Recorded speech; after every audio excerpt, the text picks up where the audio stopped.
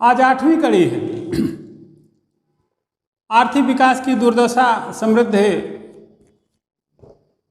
और कोरोना के गर्भ का पलना जैसे संदर्भ आज चर्चा के विषय होंगे। विकास की दुर्दशा से हमारा मतलब यह है कि विकास तो हो लेकिन अंतर्द्वंद लाए, विकास तो हो लेकिन असंतुष्टि लाए, विकास तो हो लेकिन असमानता कम न हो बल्कि बढ़ती जाए, गरीब और गरीब होते जाए, अमीर और अमीर होते जाए। तो पिछले 3 दशक 90 का, वर्तमान शताब्दी के 2 दशक इसी तरीके की तरह हम आभासी समृद्धि के काल में जीते रहे। जहाँ विकास होता हुआ तो दिखा लेकिन विकास हुआ नहीं। ध्यान रहे, विकास मौद्रिक चिंतन नहीं है, विकास तन मन व धन की समग्र संतुष्टि है। अगर विकास हो और रोजगार के प्रभुत्व अवसर उपलब्ध न हो, असमानता न मिटे, समावेशी विकास की अवधारणा का पोषण न हो, तो ऐसे विकास को विकास नहीं कहते। आज के 3 दशक पहले की कहानी की ओर अगर हम चलें, 1990 की बात, तो बीपी सिंह जी की सरकार मंडल कमीशन के नाम पे गिर चुकी थी। आडवाणी जी की रथ यात्रा शुरू हो रही थी। राजीव गांधी को अपने जीवन के कुछ वर्ष ही शेष महसूस हो रहे थे। राजनीतिक, आर्थिक, सामाजिक हलकान का यह कालखंड देश के लिए नई विपदा रच रहा था, नई परिस्थितियां रच रहा था। सुधी जन कहते हैं कि बेच कर किया गया वित्त पोषण। वित्त पोषण से मतलब धन का जुहाव। जब हम रियल इस्टेट, अपना सोना चांदी, अपनी जमीन बेच करके वित्त पोषण करना शुरू करें, तो ध्यान रहे, बैंक ऑफ इंग्लैंड को चंद्रशेखर जी ने सोना बेचा, तो बेचकर वित्त किया गया वित्त पोषण। और विभाजन परक सोच कभी शुभ नहीं होती।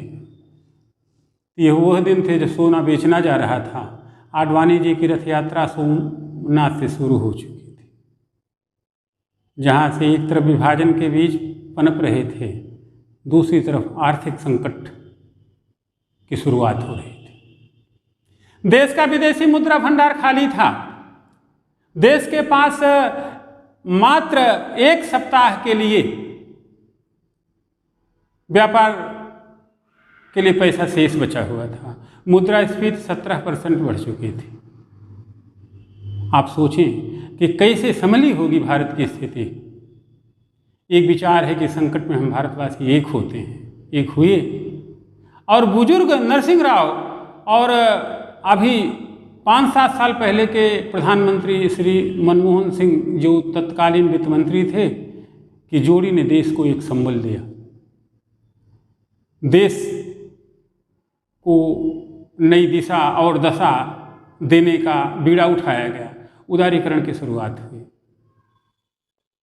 और इसी उदारीकरण के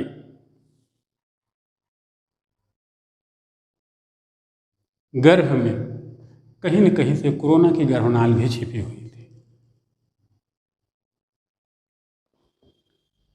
किंतु रुपए का अवमूल्यन करके, अपने निर्यात को सहारा दे करके, विदेशी मुद्रा भंडार को थोड़ा सा मजबूत करके, और शुरुआत की खेती किसानी जो काफ़ी मजबूत हुई थी, हम अपनी अर्थव्यवस्था को स्वरूप देने में सफल तो हुए। इस प्रकार जो एक कोरोना का गर्भ पल रहा था, उस कोरोना को मात देने में हम सफल हुए। किंतु बाद के दिनों में यही उदारीकरण हमारी अर्थव्यवस्था को पूरी तरीके से उदार कर दिया। घनघोर दुरुपयोग हुआ पैसे का। उदारीकरण गलत नहीं था। वो पेरेस्ट्रोइका और ग्लासनोस्त की अवधारणा को अपने में, रूसी अवधारणा है, पुनर्निर्माण और खुलापन को अपने में समेटे हुआ था। गलती थी नीति नियमन, रणनीतिक क्रियान्वयन की घोर विफलता की। नीतियां बनी, नीतियों का फॉर्मुलेशन ठीक से नहीं हुआ। तमाम अस्थिरताओं, संकटों, वैश्विक साख में उठा पटक और एक छोटे युद्ध कारगिल और वैश्विक मंदी के बावजूद हमारी विकास दर दहाई के अंक तक पहुंच गई। ये 2006-07-08 की बात है। इस प्रकार जब आर्थिक विकास दहाई के अंक तक पहुंच गया, यही से उदारीकरण का देन था, तो लाभ क्या मिलना चाहिए था? पूर्ण रोजगार, समावेशी विकास, सुखपूर्ण विकास, गरीब अमीर के बीच की खाई का मिटना, देश की बेहतरी और समग्र विकास। किंतु हुआ सब उल्टा। कारण उपलब्ध संसाधनों का घनघोर दुरुपयोग हुआ। उदार शब्द अगर सकारात्मक तरीके से उदार न हो तो सब उल्टा पुल्टा कर देता है। उदारीकरण ने भी यही किया। इस घनघोर दुरुपयोग में सागर तो भरे लेकिन गड्ढे खाली रह गए। तमाम नए नए पूंजीपति अरबपति पैदा हुए, गरीबों की संख्या में उसी तरीके से इजाफा हुआ। उपयुक्त जगहों पर अनुपयुक्त लोग आ गए। लाभ की चाह 2.5% जो अर्थशास्त्री कहते हैं, 4% जो कीन्स कहते हैं, 5% जो भारत का पूर्व योजना आयोग कहता है,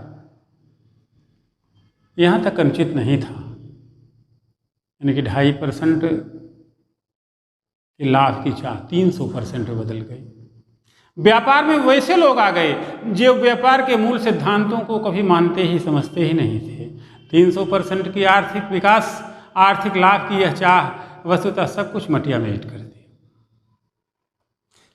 अमीर अमीर होते चले गए, गरीब गरीब होते चले गए। समाजवादी अर्थव्यवस्था कुंठित होने लगी, पूंजीवाद लहलहाने लगा नकारात्मक रूप से। मध्यम वर्ग जो कुछ कर सकता था, सरकार का उसी तरफ कोई ध्यान ही नहीं था। और शायद मध्यम वर्ग तो सरकार के ध्यान क्षेत्र में कभी रहा ही नहीं, और आज भी वही हाल है। इस प्रकार कोरोना तो आना ही था, जो आया भी। आज फिर एक बार एकजुट होने की जरूरत है कोरोना से लड़ाई लड़ने के लिए। इस नाते नहीं कि यह कोरोना भाग जाए, इस नाते कि आगे का कोई कोरोना नहीं। तो इसी तरीके से ढेर सारे मुद्दों को हम फिर डिस्कस करेंगे। अभी काफ़ी कड़ियाँ हैं, इसे आप एंटरटेन करें, इसे आप एंजॉय करें। 9वीं कड़ी में फिर मिलते हैं हम आपको। अनंत शुभकामनाएँ, धन्यवाद।